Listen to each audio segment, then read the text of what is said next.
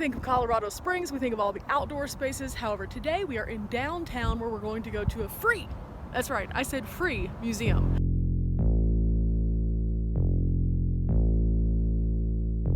Okay, I stopped by the front desk, picked up a map. This place is already really neat. And look at this stone. And it looks like a grandiose old courthouse, or maybe like a really neat, what could have been high-end hotel. I don't know, but the displays start right here, and we have a lot to look at, so let's just get going.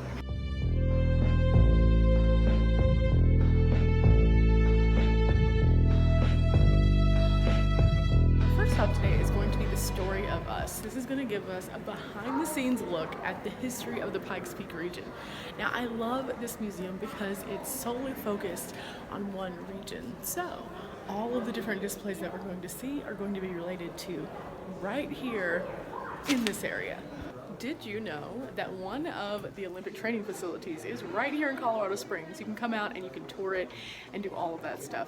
And not only that, but if you go to the incline where I tried to die, you can see a lot of the athletes who are here in this area training because they run the incline like it's nobody's business. Now the cool thing about these exhibits is if you see right here there's a letter, so each one of the letters of the alphabet has a different exhibit. So B, for example, is Bloomer Girl. So you can then go over here and look at the display that goes along with the letter B, and so on and so forth.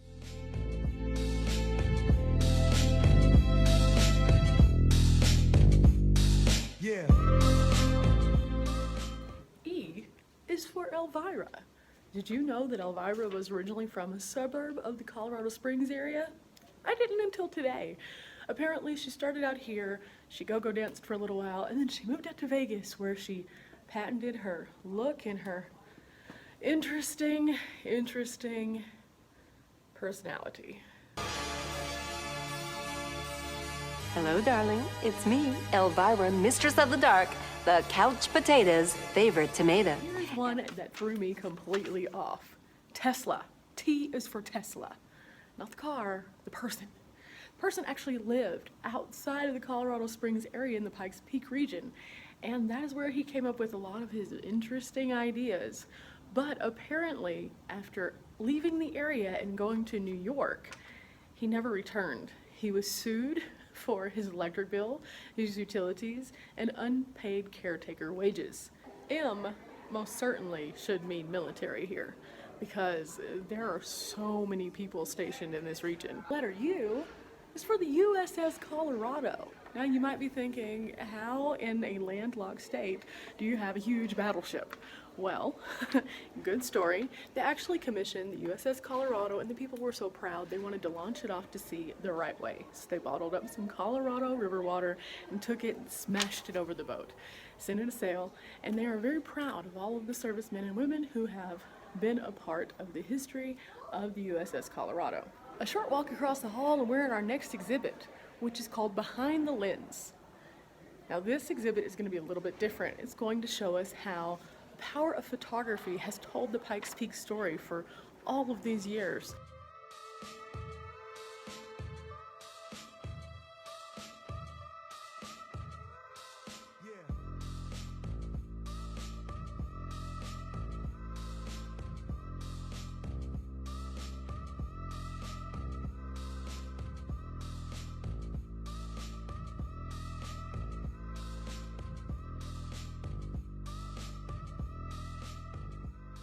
Always drawn to the photography exhibits. I think part of it is that you can walk back into time and see how people lived, what they wore, things like that.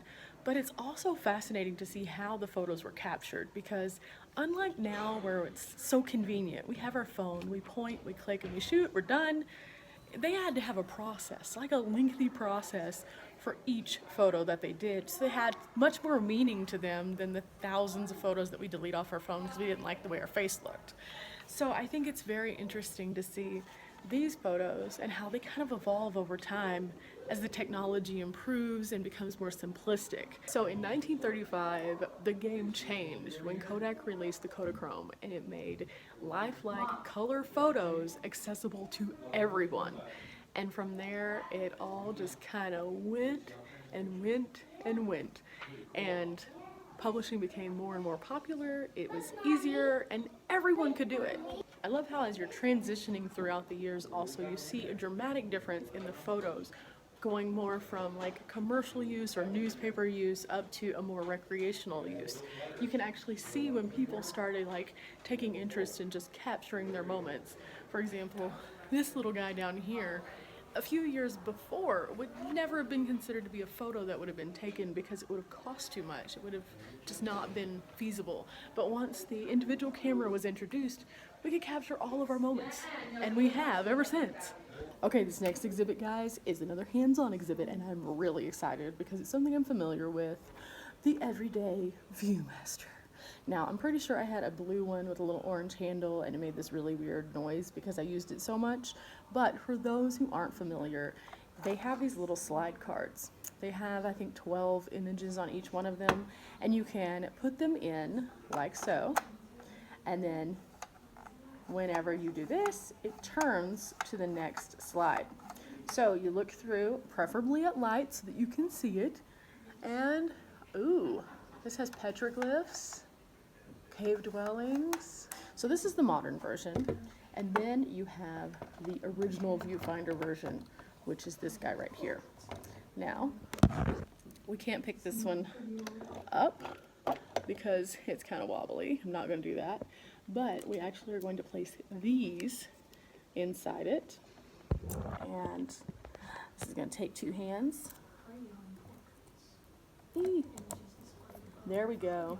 Okay, so we've placed the image inside, and now we're going to look through the viewfinder and see what it looks like. Oh, that's cool.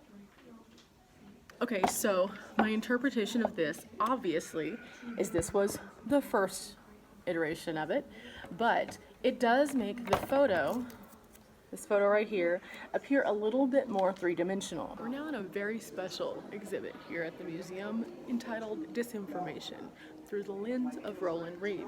This is going to explain to us the Native American culture through a realistic viewpoint. I like the video whenever you first come in, and you have to definitely watch it because it does explain that the portrayal of the Native Americans throughout time has not always been spot on. Yeah.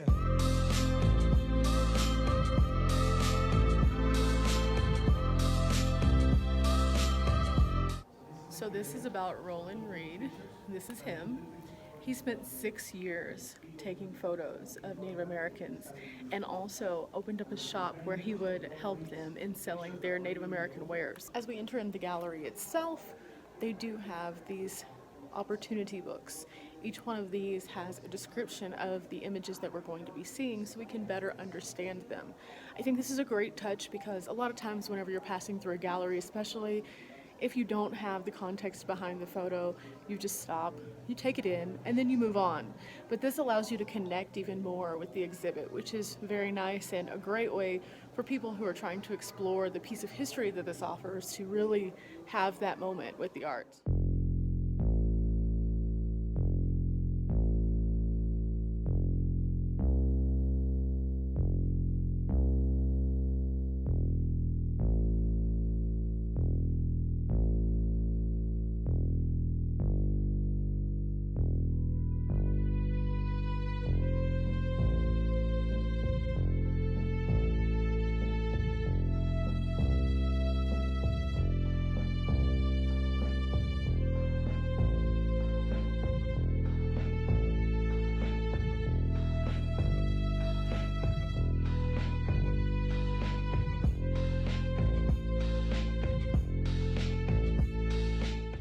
In direct contrast to all the traditional images that we're used to seeing portraying the Native American culture, this wall and the wall on the back are how people feel as though they want to be portrayed.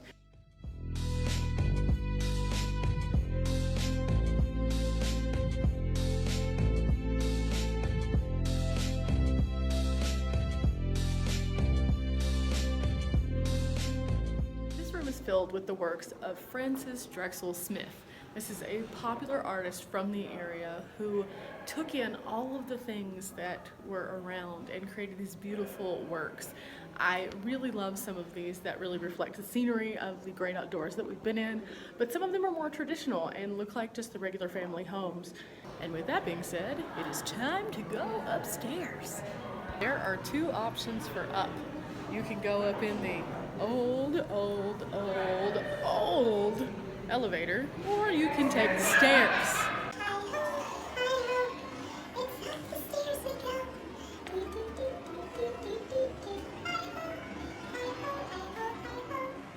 Okay, now that we made it up the stairs, and we're so dramatic about it, we're going to go into the life of Helen Hunt, but not the Helen Hunt that we've seen on TV.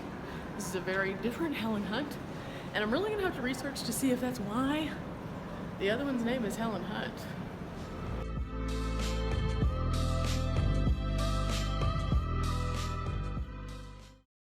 So Helen Hunt was a famous author. She was pretty much amazing and spent several years in the Colorado Springs area. She was also a reluctant activist, but she made such an impact on this area with her collective works that they have commemorated her contributions through this entire house being placed inside of the museum. Kind of neat, very interesting, and it is set up and staged to be exactly how it would have been when she was here.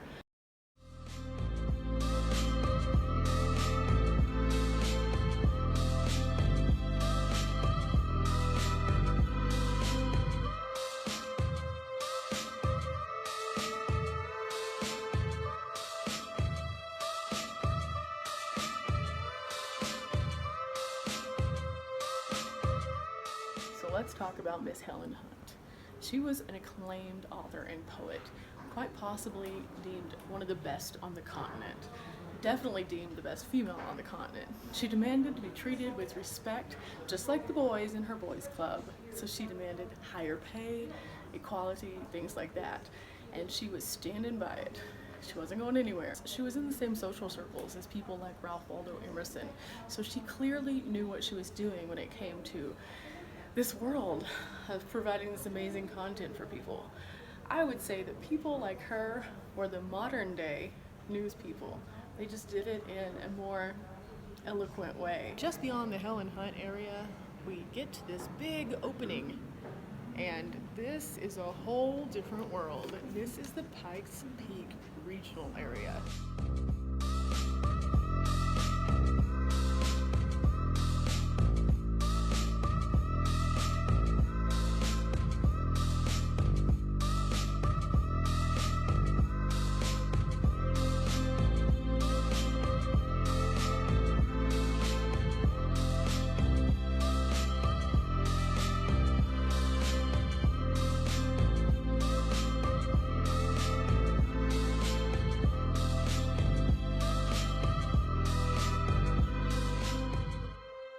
We now cross from the normal, cold, frigid colors into the bright, warm vibrance that is the cultural crossroads. Before we go too far though, we want to make sure we look at this book right here, which talks about the different tribes and their location.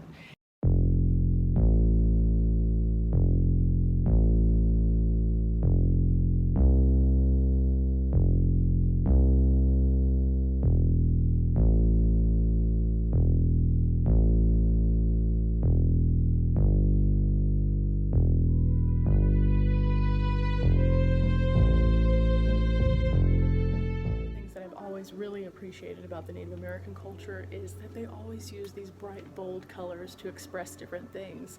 In a lot of their ceremonial gowns, you'll find beads, feathers, things like that, and they all have this huge meaning and they're so symbolic, and they truly appreciate their culture and their traditions. Even today, whenever you go to one of the reservations or to one of the cultural centers, you still see this carried through. It's one of those things that they respect so dearly, and so being able to see it on display is spectacular, and then being able to read about why is even more important.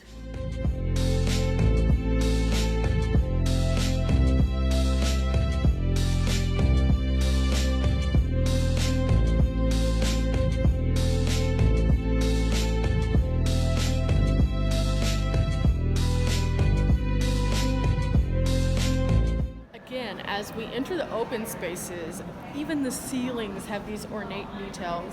Well, the mystery of the building has been solved.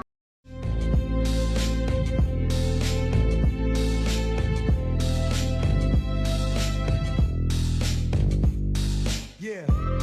Now, I don't know about you, but whenever I think of To Kill a Mockingbird, this is my courtroom, for sure. Judge, there. Atticus, probably like right here. The jury of gasping people, over there. Did you know that Colorado Springs' unofficial nickname was the City of Sunshine? In 1915, the Chamber of Commerce dubbed that because of its unique conditions based on the mountain air and the ozone and the sunshine, that you could be healed, not just short term, but long term, by moving and relocating to the Colorado Springs area. Okay, so now we're gonna get to the exhibit, and to do that we have to pick one of these cards. Which one do we want to be? Wait a second, I think that we want her. Consumptive and philanthropist, Marjorie Palmer Watt. Okay, this works. It was said that after you picked out your location of Colorado Springs, the first thing you should do is consult your doctor so that he could help you on your path to finding the best option for you based on your needs. This is what a typical doctor's office would have looked like. Pretty basic. The more popular beliefs for curing people was actually to put them outside. So a lot of the homes had large outdoor porches. They would place day beds outside, and they were encouraged to get outdoors and just breathe in the cool, brisk mountain air. Keeping with the feeling of outdoor air being the best cure, people were encouraged to stop themselves from having physical activity and instead simply go outside and rest. So here is a check-in for my person. I have Marjorie, and it says here that it remains unknown if the 13-year-old Marjorie Palmer had already contracted TB by the time she arrived in Colorado Springs. However, approximately 10 years later, a photograph shows her chasing the cure. Now behind me is one of the reconstructed TB huts. These were isolation chambers of sorts. They were open, people could come in and out, but they had everything that someone would need inside, and that way they could be isolated so that they could get better. It's very interesting that their slogan became care, comfort, and cure, and there were so many people coming daily to the area to try to get better. So they kind of had this weird monopoly on the self-help healing of the time. It was said that there were over 20,000 people who came here to seek help for TB and other kinds of problems that they were having. But TB was the big one, and because of that, there were so many doctors that there was almost one doctor for every 387 people in the Colorado Springs area, which is insane. Despite this, there were still people who were getting left out. A lot of women and a lot of African Americans didn't have the proper health care that was provided by the masses of doctors. So there were people who reached out and tried to fill in those gaps as well.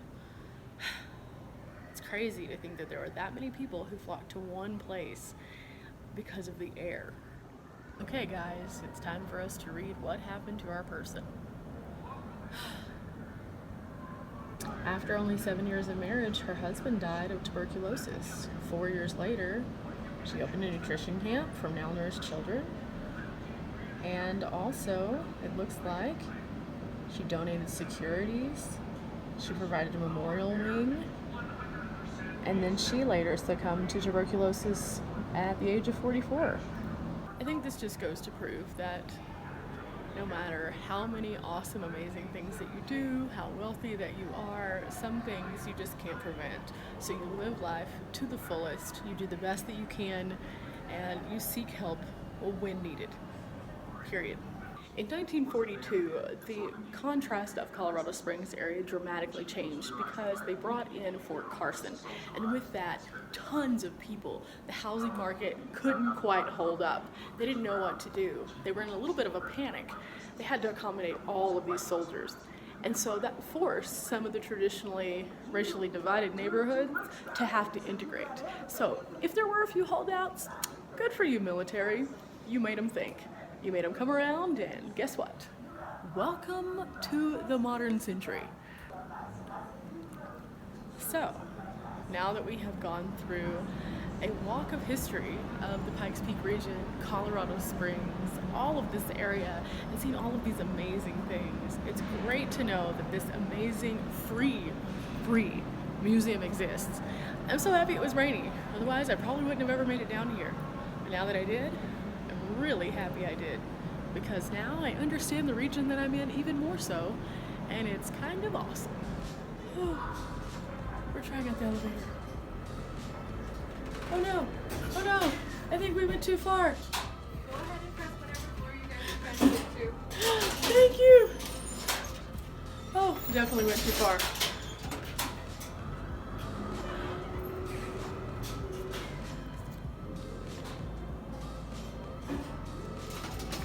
See, that's why we weren't going to do the elevator, guys.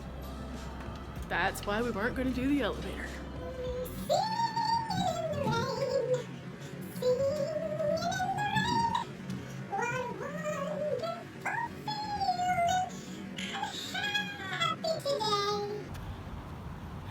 I don't know if that's actually the words.